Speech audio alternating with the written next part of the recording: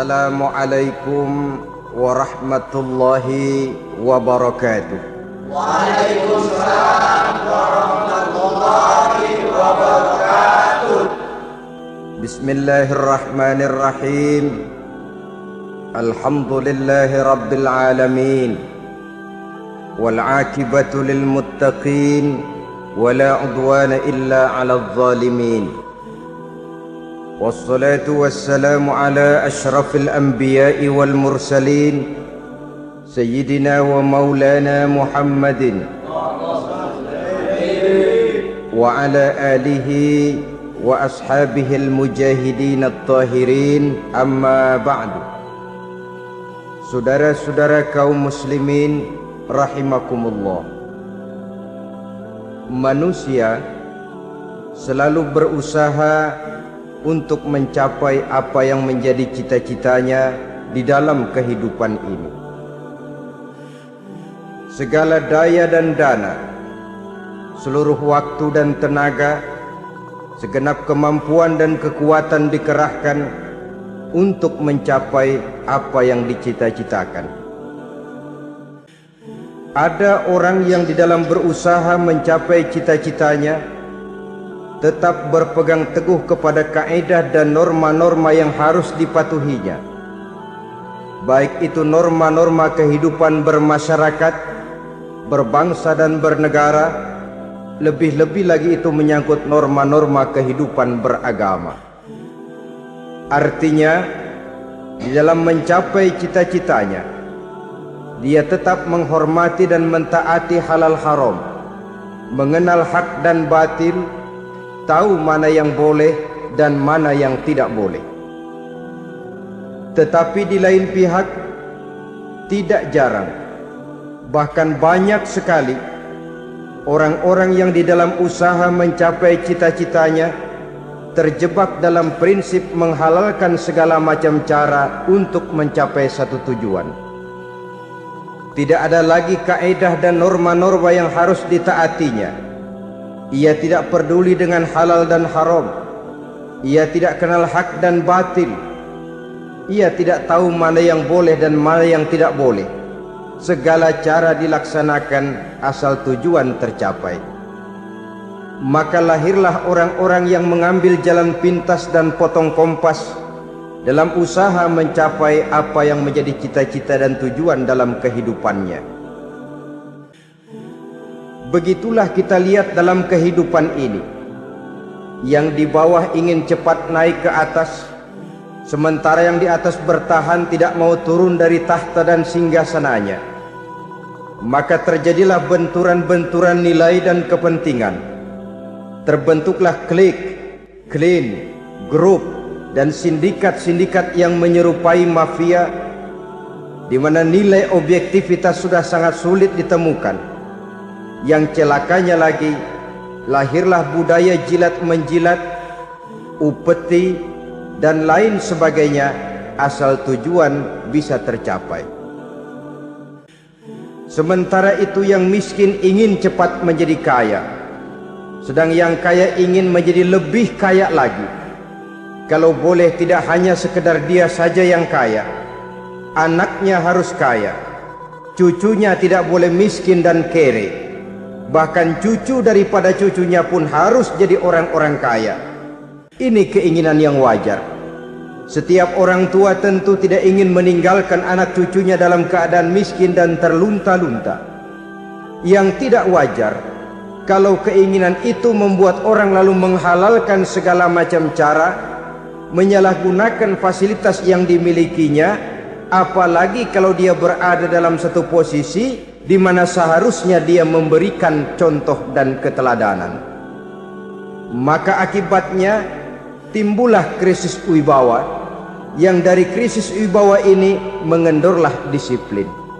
Sesungguhnya orang lalai, orang tidak mau berdisiplin karena di mukanya, di matanya, dalam pandangannya tidak ada lagi orang yang dianggapnya berwibawa. Dan wibawa itu hilang oleh karena orang merasa tidak ada keteladanan yang patut dijadikan contoh dalam kehidupannya. Inilah sesuatu yang kurang dirasakan di zaman kita sekarang ini. bukan kurangnya teori, bukan kurangnya segala macam kaedah dan dalil, tetapi yang kita rasakan sekarang ini kurangnya contoh dan keteladanan dari orang-orang yang seharusnya memberikan contoh dan keteladanan itu. Berangkat dari sejarah dan kehidupan Rasulullah sallallahu alaihi wasallam, keberhasilan yang beliau peroleh, salah satu dasar utamanya ialah satunya kata dan perbuatan. Tidak bermental ganda, tidak bermain minyak di atas air, tidak menggunting dalam lipatan. Lidahnya adalah hatinya, ucapannya adalah perbuatannya, dan apa yang beliau ajarkan kepada orang lain, beliaulah pelaksana pertamanya. Saudara-saudara kaum muslimin rahimakumullah, sementara itu pada sisi lain, yang miskin ingin cepat menjadi kaya, maka ia terjebak dalam prinsip tujuan menghalalkan cara apapun saja dilaksanakan asal dia bisa segera menjadi kaya. Maka salah satu jalan yang banyak dilaksanakan orang untuk mencapai kekayaan tanpa harus peras keringat dan banting tulang seperti umumnya orang adalah melalui satu jenis permainan yang umumnya kita kenal dengan nama judi. Ada dua bentuk dan pola daripada judi. Walaupun seiring dengan kemajuan ilmu pengetahuan dan teknologi canggih, peradaban manusia semakin tinggi, maka jenis macam judi yang dimainkan oleh manusia ikut-ikut menjadi canggih. Tetapi pada umumnya ada dua jenis macam judi itu.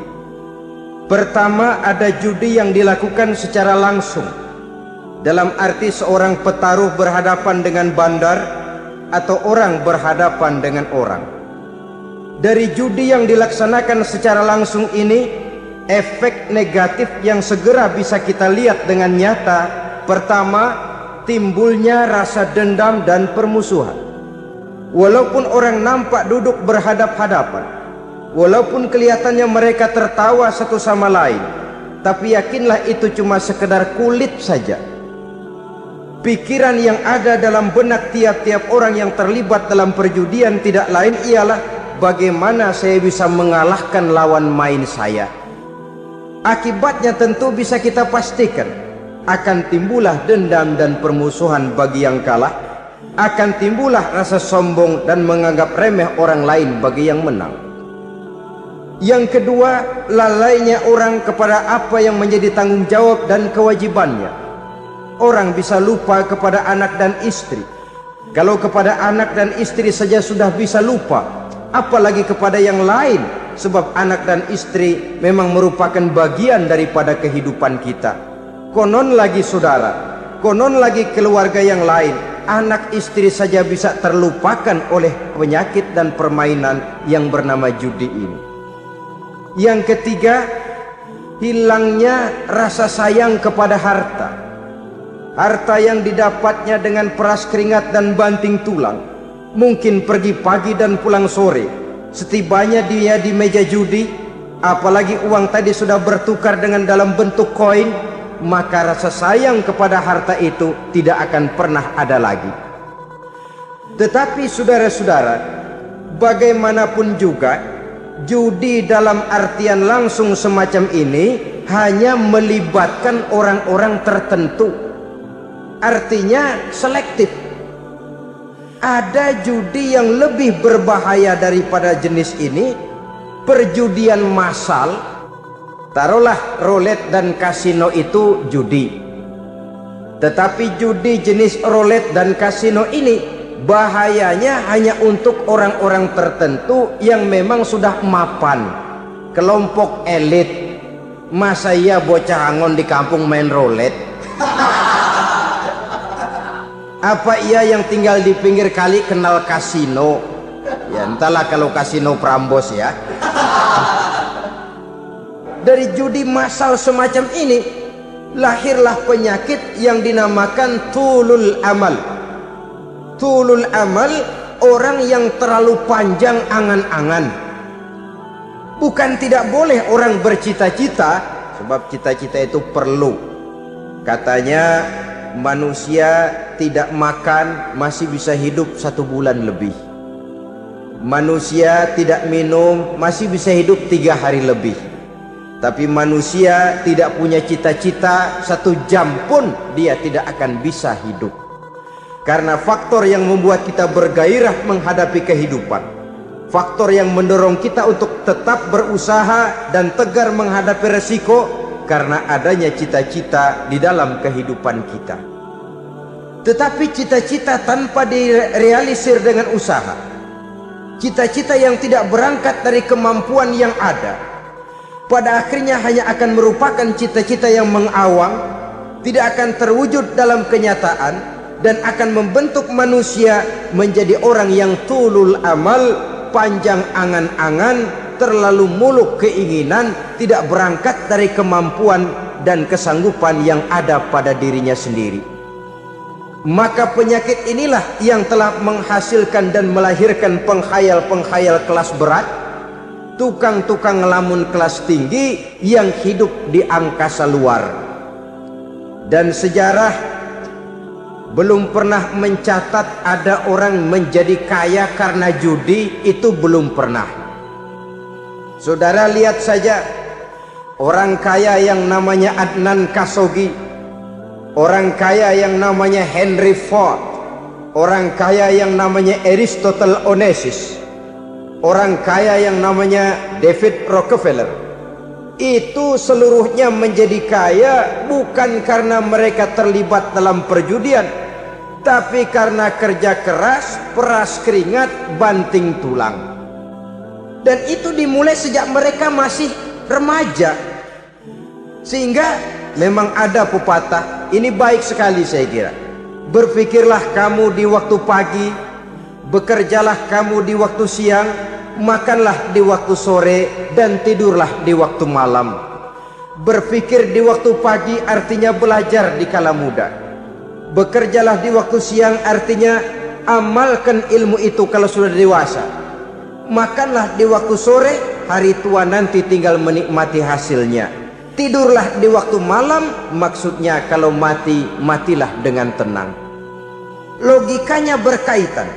Kalau pagi kita tidak mau berpikir, nanti siang kita tidak akan bisa bekerja. Kalau siang kita tidak mau bekerja, nanti sore makan apa? Kalau sore kita tidak makan, alamat malam tidak bisa tidur.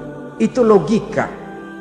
Kalau di kala remaja dan muda kita hanya santai saja, maka hari dewasa kita akan menghadapi hidup ini dengan penuh kebingungan. Kalau hari dewasa penuh dengan kebingungan, alamat hari tua terlunta-lunta. Kalau hari tua terlunta-lunta, kita tidak akan bisa mati dengan tenang meninggalkan alam fana ini. Saudara-saudara kaum muslimin rahimakumullah. Sehingga ada pepatah mengatakan, many a great man start as a newspaper boy, katanya. Banyak orang besar yang mulai pekerjaannya dengan menjual koran. Artinya berangkat dari A.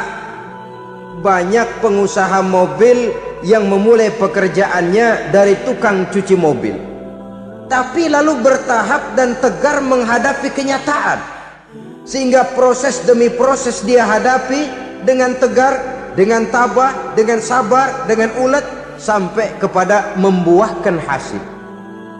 Kita ingin pintas, kayaknya mau, usahanya tidak mau, senengnya mau, peras keringatnya tidak mau.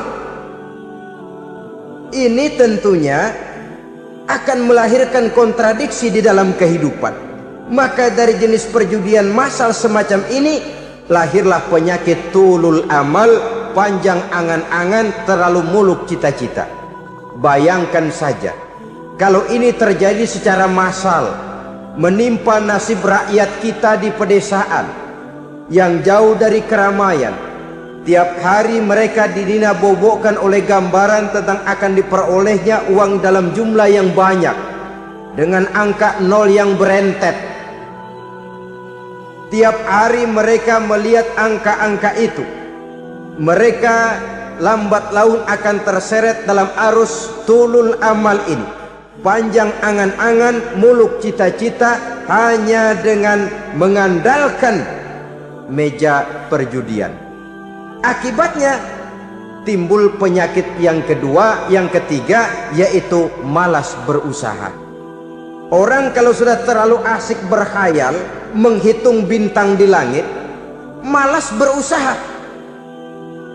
Kalau ada temannya kerja jadi buruh kasar, bawa hasil yang merupakan jerih payah dan peras keringat dia, satu minggu bergaji 10-15 ribu, diketawain. Apaan gaji lu 10 ribu 15 ribu, entar gua nih kalau ketembus 100 juta entar.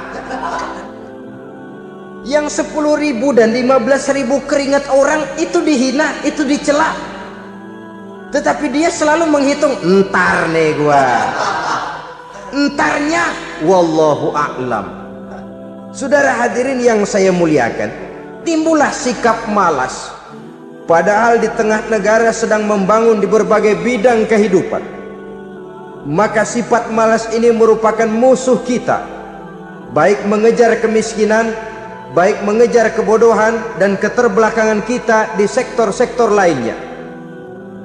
Alangkah akan terganggunya roda pembangunan di negara kita ini jikalau sebagian besar rakyat dihinggapi oleh penyakit malas, yang malas ini dilatar belakangi oleh penyakit tulul amal, terlalu muluk angan-angan, yang angan-angan ini dininabobokan oleh keinginan untuk mendapatkan untung yang besar tanpa peras keringat dan banting tulang. Sasaran yang lebih jauh, dan ini yang paling kita khawatirkan, hancurnya kubu-kubu pertahanan moral daripada bangsa kita. Kita sependapat bahwa lebih penting daripada membangun jembatan adalah membangun manusia yang membangun jembatan. Bahwa lebih penting daripada mengaspal jalan raya adalah membangun mental manusia yang melaksanakan pengaspalan itu. Dengan kata lain, membangun dan mempersiapkan manusia pembangunan. Tanpa itu, maka saya merasa khawatir kalau nanti kita tidak akan sampai kepada target yang kita harapkan oleh karena kandas di tengah jalan. Saudara-saudara kaum muslimin rahimakumullah, Islam sebagai agama yang mengajarkan manusia untuk berusaha dan mengeluarkan segala kemampuan untuk melaksanakan segala usahanya itu, sangat membenci sifat malas, sangat membenci sifat tulul amal atau panjang angan-angan.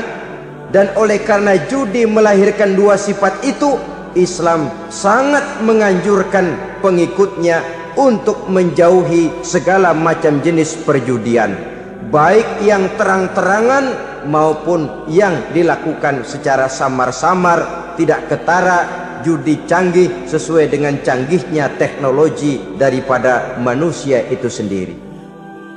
Ini adalah penyakit yang meracuni masyarakat manusia dari sejak berpribadi, bertetangga, berumah tangga, sampai kepada berbangsa dan bernegara.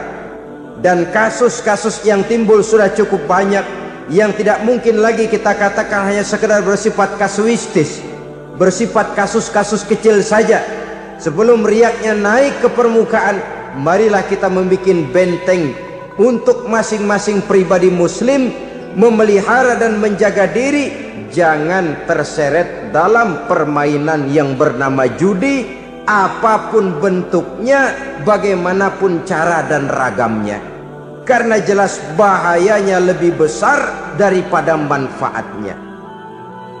Taruhlah kita barangkali kemarin-marin hanyut dalam arus perjudian, tetapi hendaknya kita bisa mengambil pelajaran bahwa seorang mukmin adalah seorang yang apabila dia melakukan kesalahan, dia segera sadar, dijadikannya pelajaran untuk tidak diulanginya lagi pada masa-masa yang akan datang. Dengan sikap semacam itu, kita tidak lagi akan mengulangi kesalahan-kesalahan lama, dan grafik kehidupan kita dari hari ke hari akan makin menunjukkan hal-hal yang baik dan positif adanya. Saudara-saudara kaum muslimin rahimakumullah, Kalau ABRI masuk desa, rakyat beruntung. Kalau jaksa masuk desa, rakyat bahagia. Kalau koran masuk desa, rakyat ikut jadi cerdas. Tapi kalau judi masuk desa, rakyat kiamat. Pembangunan akan terbengkalai, roda perekonomian akan lesu. Karena mestinya orang membelanjakan uang untuk sesuatu yang dia perlukan, akhirnya dia belanjakan untuk sesuatu yang dia tidak perlukan, karena gambaran, khayalan akan mendapat keuntungan yang jauh lebih besar lagi. Padahal istilah orang-orang tua kita dulu, lebih baik makan singkong betulan daripada makan roti ngimpi.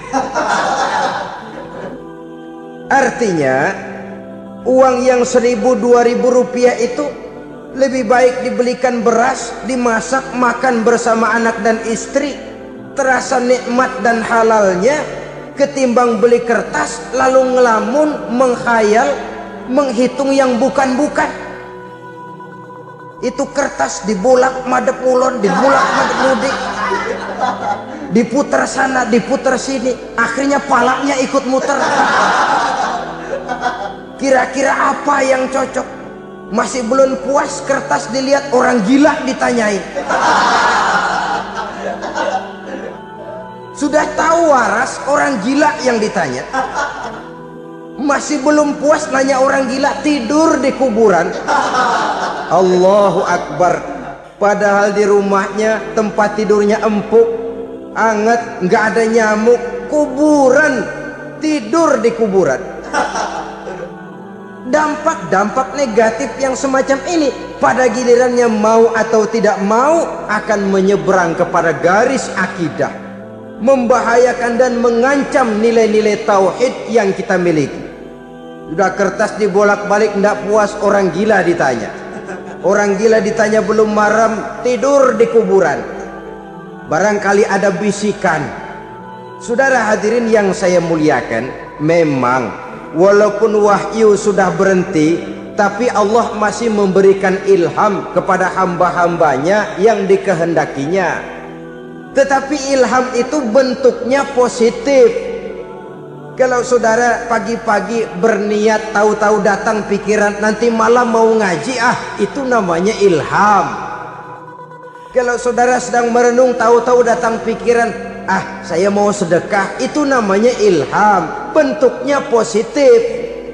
Tapi kalau ngelamun, tahu-tahu datang pikiran nomor sekian sekian sekian pasang, itu bukan ilham, itu belis.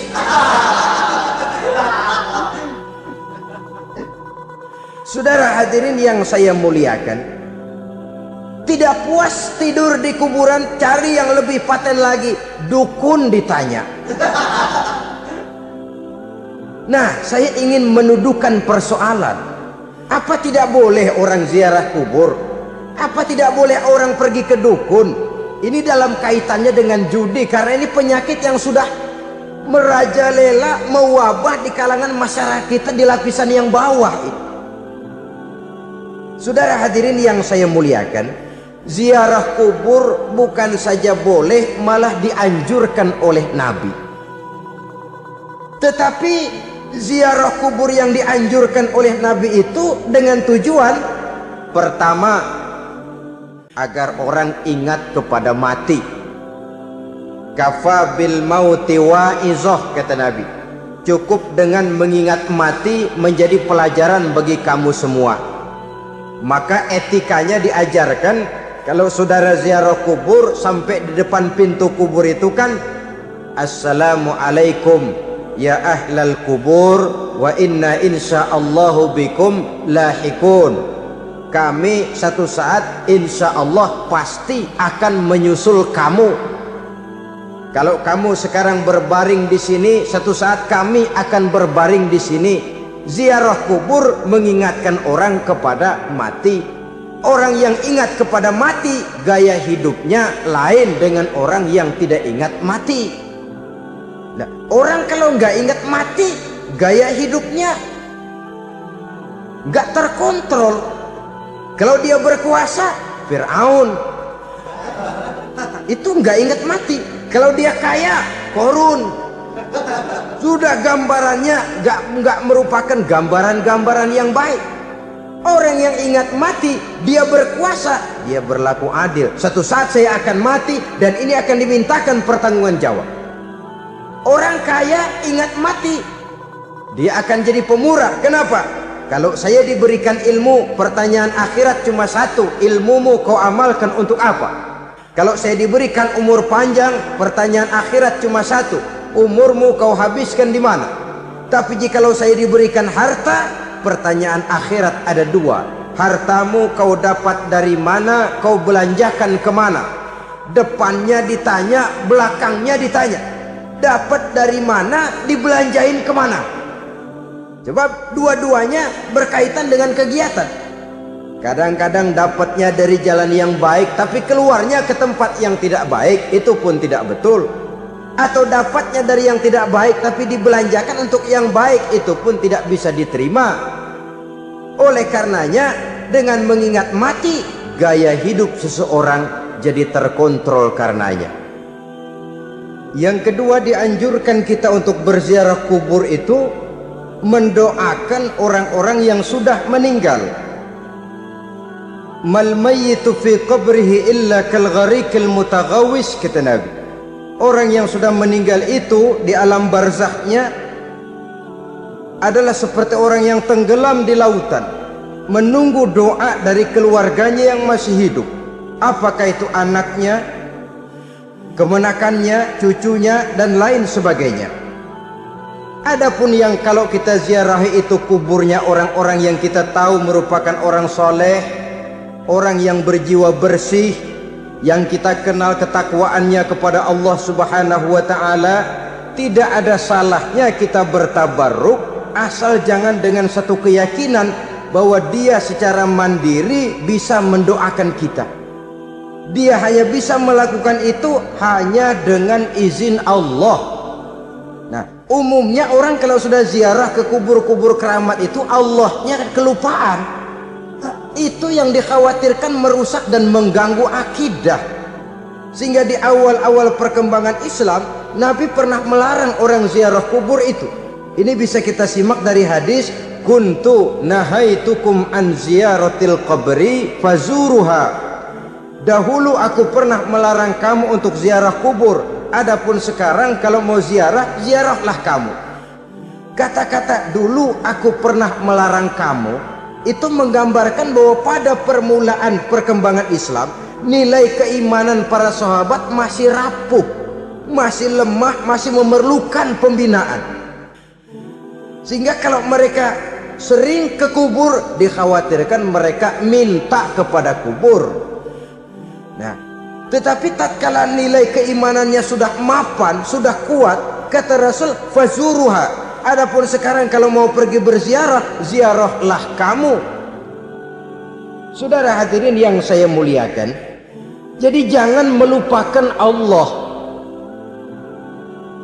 Saya bisa saja berkata, kalau saya misalnya pakai cincin, lalu saya bilang, saya sejak pakai cincin ini, jangan anak gadis, nenek-nenek ngelihat saya lemes.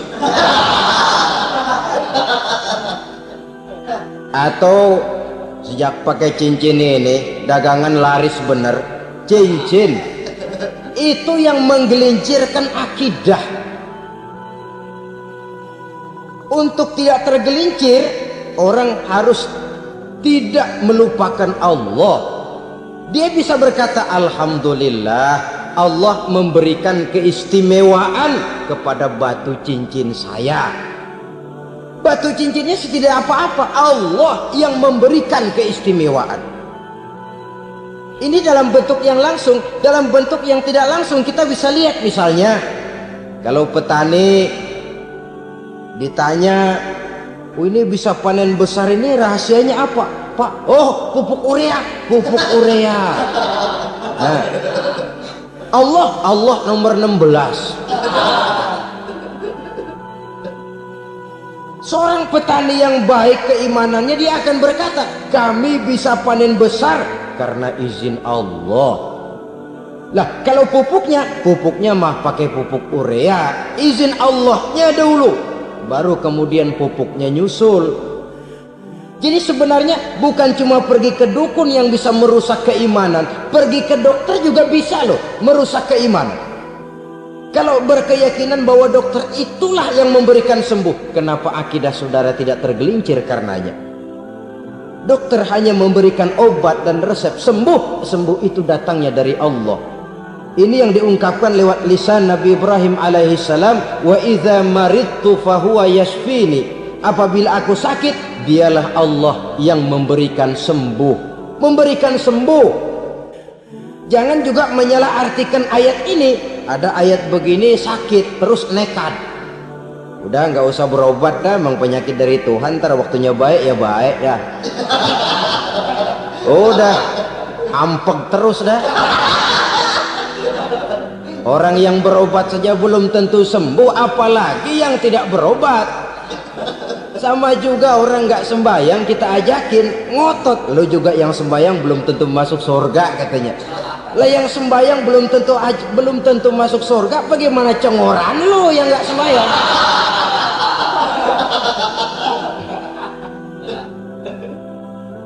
Saudara hadirin yang saya muliakan, kaum muslimin yang berbahagia. Jadi dengan demikian, maka jangan menghilangkan Allah. Kita, ajaran pokok dalam Islam adalah ajaran tentang tauhid. Nah, tauhid ini menyangkut mengesahkan Allah, baik di dalam zatnya, baik di dalam sifatnya, baik di dalam perbuatannya, baik di dalam beribadah kepadanya. Tauhid dalam ibadah itu ada. Tauhid dalam zat artinya zat Allah itu tidak tersusun, tidak terdiri dari bagian-bagian yang bisa dipecah-pecah. Ya seperti kita ini kan ada kepala, ada kaki, ada tangan. Allah tidak tersusun zatnya dari bagian-bagian. Esa zatnya tidak bisa dibagi-bagi.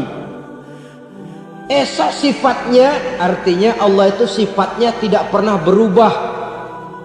Sejak dahulu sampai sekarang Allah itu cinta kepada orang beriman yang melakukan kebaikan, dan Allah benci kepada orang kufur yang melakukan kejahatan.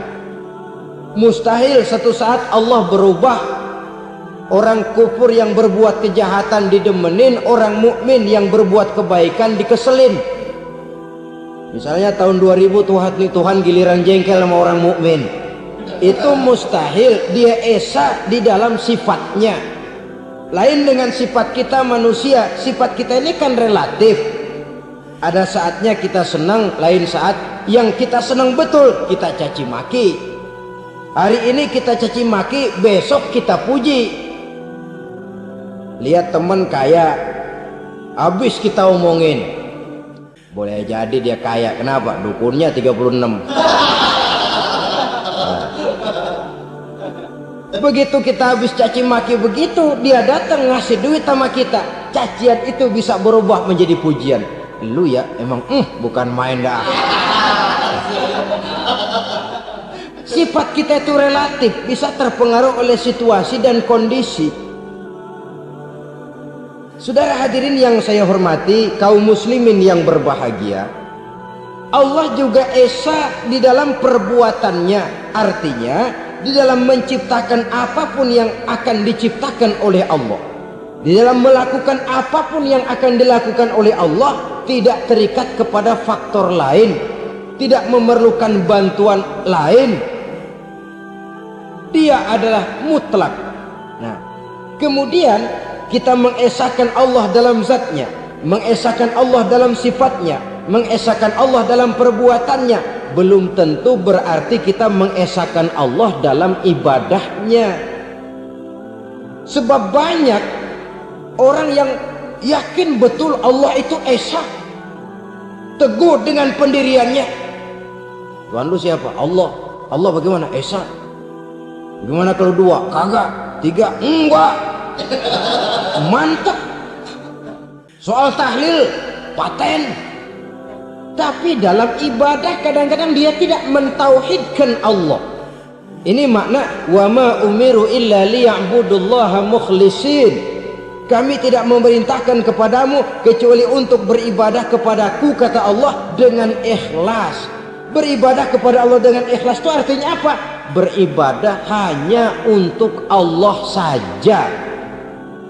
Nah, kalau hanya untuk Allah saja, lalu kita minta berdoa di depan kuburan orang yang soleh, apa syirik? Tidak syirik.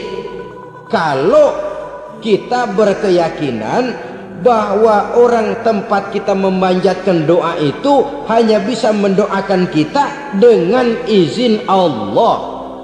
Dia sendiri tidak punya kekuasaan apa-apa. Tanpa izin Allah dia tidak bisa berbuat apa-apa. Itu tidak menyebabkan orang menjadi syirik. Sama saja dengan kalau saya berkata tadi, alhamdulillah Allah telah memberikan keistimewaan kepada batu cincin saya. Apa salahnya Allah memberikan keistimewaan kepada benda-benda mati? Allah memberikan keistimewaan kepada Hajar Aswad, benda mati. Allah memberikan keistimewaan kepada Masjidil Haram, benda mati. Allah memberikan keistimewaan kepada Ka'bah, benda mati. Orang tawaf keliling Ka'bah, sembahyang di Masjidil Haram, sujud menghadap kepada Ka'bah. Apakah jadi syirik? Tidak. Kita tidak menyembah Ka'bahnya, kita menyembah yang punya Ka'bah itu. Nah, di sini kita lihat bahwa fungsi Ka'bah hanya merupakan wasilah. Tapi kalau Allahnya kita hilangkan, jadilah kita penyembah batu. Hanya saja batu itu berbentuk 4 bernama Ka'bah. Sa'i, orang yang melaksanakan haji, lari-lari antara Safa dan Marwah, amalan apa itu? Seakan-akan kita menghormati bukit-bukit, gunung-gunung. Tapi bukan itu yang kita tuju dalam pelaksanaan sa'i itu. Yang kita tuju adalah ini perintah Allah. Allahnya yang diutamakan. Maka hal semacam ini tidak menyebabkan orang menjadi syirik dan tergelincir dari tauhid. Tapi kalau ziarah kubur dengan niat cari buntutan, cari nomor yang cocok, ini niatnya saja sudah salah. Nah, kalau berangkat dengan niat yang salah, sampai di sana saya yakin, seyakin-yakinnya amalannya pasti salah. Lah, kubur yang diziarahin bukan kubur orang soleh. Ya mana ada orang soleh ngasih kode buntut. Ada juga orang salah, bukan orang soleh itu. Kadang-kadang dia nggak tahu kuburan siapa, nongkrong aja di situ. Memang sulit, saudara-saudara. Mental ya, namanya mental. Kalau memang mental sudah mental judi, apa saja bisa dijudiin. Jadi orang nggak perlu sebenarnya pemerintah terlalu gini, nggak usah. Kembali saja kepada mental. Kalau mental memang sudah mental judi, apaan aja bisa dijudiin.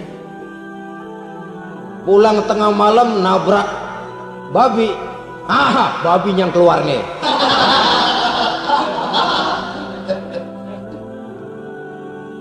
Mobil lewat, nomornya bisa dijudiin. Bajai lewat, bajai bisa dijudiin. Mental. Kalau memang mental sudah mental judi, apapun saja bisa dijudikan. Saudara hadirin yang saya muliakan, lalu bagaimana dengan dukun? Ya, saudara hadirin, pergi ke dukun hakikatnya sama dengan pergi ke dokter. Orang berusaha melaksanakan yang namanya syariat, hakikatnya kembalikan kepada Allah. Syariatnya kita laksanakan. Tetapi, nah ini tetapi, yang pertama saudara harus tahu betul dukunnya itu bayang apa enggak, agamanya kuat apa enggak. Sebab ya tentu tidak ada dukun yang jelek, karena pada umumnya penyakit dukun itu kan nyohor, iklan lewat koleha-kolehanya. Kita bisul kecil datang, kata dukun, ini si kecil kemarin bisul kayak kelapa 5 menit baik. 5 menit padahal kemarin kagak ada yang datang. Diolah sedemikian rupa supaya orang mantap. Jadi jangan asal sembarangan. Kadang-kadang lihat potongan dukunnya aja kita ngeri. mukanya sudah klemot, nggak pernah tersentuh air wudhu. Jangankan air wudhu, mandi aja jarang. Yang kayak begini yang dipegang mati-matian, yang dipercayai habis-habisan, akan kita kemanakan tauhid kita ini? Apalagi kalau perginya sudah dengan niat mencari nomor yang jitu. Itu saya katakan lagi tadi, berangkat saja sudah dengan niat yang salah. Orang berusaha silakan, sama juga kita ke dokter. Oleh dokter kan setelah diperiksa penyakit kita, lalu dianalisa, oh ini penyakitnya ini, kemudian diberikan obat. Lah obat itu kan tentu ada aturan minumnya tuh. Yang kapsul ini sehari 3 kali, yang tablet ini sehari 2 kali. Kalau kita minumnya kelebihan, overdosis namanya. Saking pengen cepet baik, sekali minum 10 tablet. Ya memang nggak sakit-sakit lagi, tapi nggak hidup sudah. Habis. Kita pun dalam melaksanakan amalan hidup beragama begitu. Saudara datang kepada kiai, orang-orang soleh, meminta amalan, wiridan, itu jangan sampai overdosis. Tidak sesuai dengan kemampuan pribadi. Wong masih SD sudah minta matematika kelas SMP, celeng. Baru SMP sudah minta diajarkan filsafat kelas perguruan tinggi, semaput. Kenapa? Daya tampungnya nggak kuat. Emang ukuran secangkir, minta disiin seember, ya luber. Lebihnya nggak cukup. Kenapa? Yang diberikan, yang diamalkan tidak sesuai dengan makomnya, tidak sesuai dengan kemampuan yang ada pada dirinya. Saudara hadirin yang saya muliakan, akhirnya apa? Mencelakakan dirinya sendiri. Ngawur. Baru sembahyang seminggu udah ngaku ketemu malaikat. Sembahyang ditemenin malaikat. Lah sembahyang baru seminggu mulai. Tuh malaikat iseng amat. Ya walaupun kalau Allah izinkan tidak mustahil, tapi kan tidak logik. Orang yang melaksanakan ibadah puluhan tahun memerlukan riyadhah dan latihan, khusyuk dan tawadhu, penuh tazallul, merendahkan diri di hadapan Allah, belum tentu mendapat karunia yang semacam itu. Saudara hadirin yang saya muliakan, jadi dengan kata lain, yang pertama, lihatlah dulu kualitas dukun yang akan saudara datangi itu. Ini kualitas black apa kualitas white, aspal apa cat putih. Sehingga jangan sampai kita salah pilih. Sebab biasanya orang kalau sudah hanyut di kali, rumput pun dia pegangin. Dia tahu kalau rumput tidak akan bisa menahan bobot badannya, tapi karena posisinya posisi terjepit, rumput pun dia pegang. Ini satu gambaran psikologis betapa orang dalam keadaan panik, kepepet, kejepit, yang tidak mestinya dipegang pun akan dipegangnya juga. Walaupun dia tahu itu tidak akan bisa menahan bobot badannya, namun dipegangnya juga. Oleh karenanya, yang pertama, lihat dulu kualitas dukunnya. Yang kedua, saudara-saudara, jangan berkeyakinan bahwa dukun itulah yang memberikan permintaan saudara. Si dukun hanya bisa dengan izin Allah. Nah ini kuncinya. Kalau izin Allahnya dihilangkan, dan ini yang jarang. Biasanya kalau kita diajak ke dukun, di sono aja no paten banget. Abah ano, abah ini, abah ano, abah-abah. Lah, lalu pikiran kita kan terfokus. Dikala itulah kita mulai menyampingkan Allah. Di situ yang dikhawatirkan nilai tauhid kita jadi tergoyah karenanya. Bahwa orang yang kita datangi, yang kita kenal kesolehan dan ketakwaannya, hanya bisa memberikan pertolongan dengan izin Allah. Dengan izin Allah dia doakan kita dan doanya kabul. Dengan izin Allah dia penuhi hajat kita dan hajat kita jadi terlaksana, jadi kenyataan dengan izin Allah. Sebab Allah itu memberikan keistimewaan. Ada waktu istimewa, ada tempat istimewa, ada jam istimewa. Kenapa sih sedekah hari Jumat dengan sedekah hari Kamis pahalanya kok lebih besar hari Jumat? Karena itu waktu istimewa. Kenapa untuk sembahyang sunnah dianjurkan sepertiga malam yang terakhir? Karena itu waktu istimewa. Kenapa doa di multazam, di dekat Hajar Aswad, di Hijr Ismail, di Raudhah dikabulkan Allah? Karena itu tempat istimewa. Memang kadang-kadang ada orang berkata, kalau mau berdoa kenapa mesti di kuburan wali? Di rumah juga berdoa, Tuhan dengar. Betul, Tuhan dengar, bahkan tidak berdoa pun Allah tahu isi hati kita. Tapi soal dikabulkan atau tidak itu hak Allah. Dan Allah memberikan fasilitas kepada tempat-tempat tertentu dan istimewa. Dan itu diajarkan oleh Nabi. Di Raudhah perbanyak doa. Kenapa? Itu tempat yang mustajabah. Artinya Allah memberikan keistimewaan kepada tempat-tempat tertentu.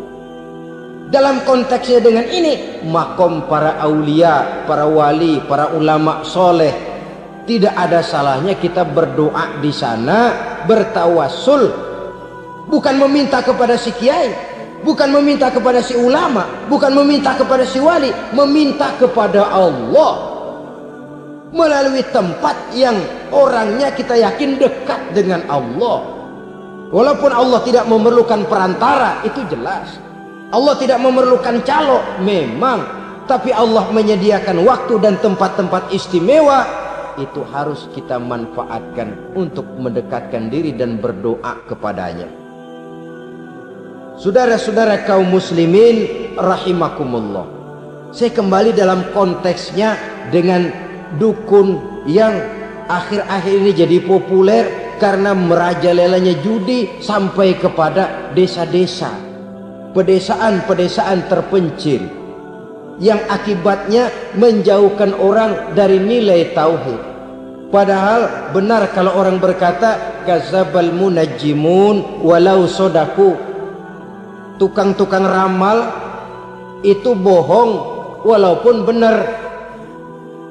Kalaupun betul, kebetulan. Itu maksudnya bohong walaupun betul, betulnya betul kebetulan.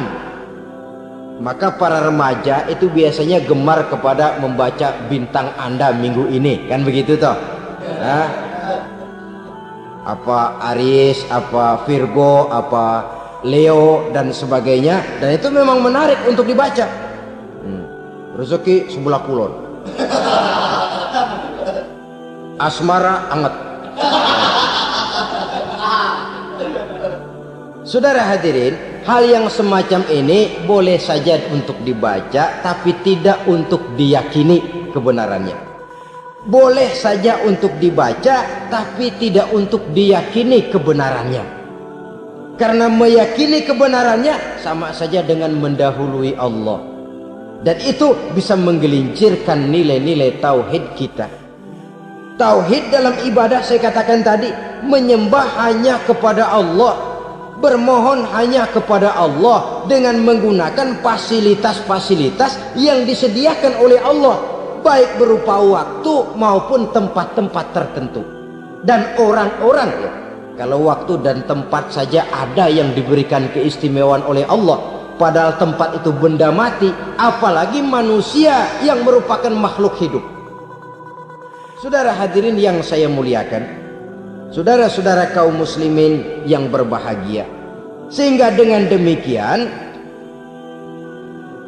kita tetap menjaga nilai-nilai akidah, dan dengan ini syariat kita laksanakan tanpa membuang hakikat. Sebab hakikat tanpa syariat itu kosong. Syariat tanpa hakikat juga tidak ada tujuan. Yang penting hati bersih, nggak sembahyang nggak apa-apa. Mana bisa begitu, Mas? Kalau memang hati bersih nggak usah sembahyang nggak apa-apa. Nabi Muhammad dulu berhenti dong sembahyang. Sebab beliau orang yang hatinya paling bersih. Nah, orang yang hatinya paling bersih saja sembahyang yang nggak berhenti, masa kita lalu mau berhenti? Yang penting kan kita bisa dekat dengan Allah melalui perasaan, banyak-banyak ingat. Apa itu sembahyang? Macam-macam. Itu hakikat saja tanpa syariat ya tidak bisa. Syariat saja tanpa hakikat juga gerak lahir yang tanpa roh namanya. Kita melakukan sholat tapi kita tidak tahu untuk apa kita sholat dan kenapa kita sholat dan siapa yang kita sembah di dalam kita sholat. Sehingga dengan demikian keduanya tidak bisa terpisahkan satu sama lain, seperti halnya kulit dan isi. Barangkali pernah saya ingatkan, kulit penting, isi pun juga penting. Hakikat penting, syariat juga penting. Dan kita jangan salah mengartikan terjebak dalam ucapan-ucapan yang masih memerlukan penafsiran, sehingga lalu kita cenderung mendiskreditkan dan menjelekkan para wali. Misalnya ada ucapannya Syekh Abdul Qadir Jailani yang berkata begini, barang siapa yang masuk ke rumahku lalu ia memakan makananku, maka ia akan masuk surga. Ini kalau ucapan ini dipahami secara apa adanya, ya jelas orang bisa tergelincir. Tapi kalau ditafsirkan secara betul, siapa yang masuk ke dalam rumahku? Di mana rumah Syekh Abdul Qadir? Di mana umumnya rumah para wali? Di masjid. Jadi siapa yang masuk ke dalam rumahku? Masjid.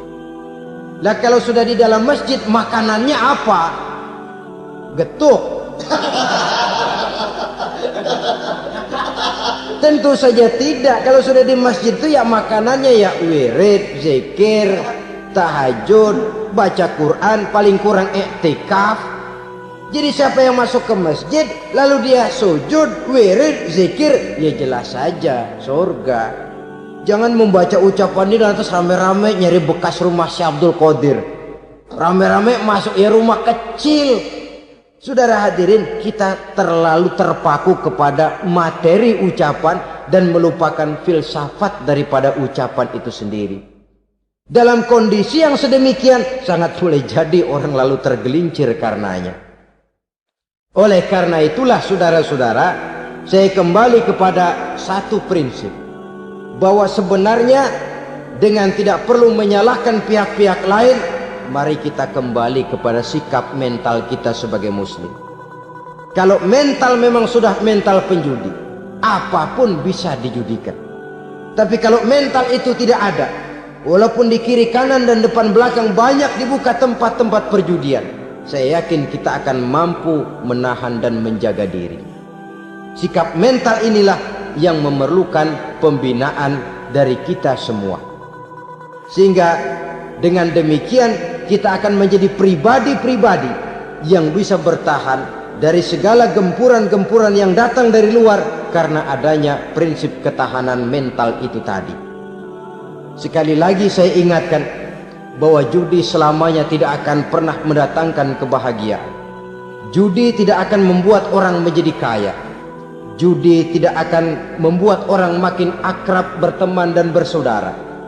Yang jelas, judi melahirkan permusuhan dan dendam, membangkitkan rasa malas, memuluhkan angan-angan tanpa mau peras keringat dan banting tulang, melalaikan orang dari tanggung jawab dan kewajibannya, membuat ia lupa kepada anak, istri dan seluruh keluarganya, dan pada akhirnya dia akan terjebak dalam satu permainan yang makin menjauhkan dia dari proses kesadarannya sebagai manusia. Sebagai uraian penutup, marilah kita renungi firman Allah dalam Al-Baqarah ayat 208. A'udzubillahi minasyaitonir rajim. Ya ayyuhalladzina amanu dukhulu fis silmi kafah wa la tattabi'u khutuwatis syaitan innahu lakum aduwwum mubin. Hai orang-orang yang beriman, masuklah kamu ke dalam keselamatan. Masuklah kamu ke dalam Islam secara keseluruhan. Jangan kamu mengikuti jejak-jejak setan, karena setan adalah musuhmu yang nyata dan jelas. Judi termasuk jejak-jejak yang ditinggalkan oleh setan untuk diikuti oleh kita, agar kita mendapatkan kesengsaraan baik di dunia, lebih-lebih di akhirat nanti. Semoga Allah selamatkan kita, Allah selamatkan seluruh bangsa kita dari penyakit-penyakit judi yang melahirkan efek-efek negatif dalam kehidupan. Terima kasih atas perhatian saudara. Mohon maaf atas segala kekurangan.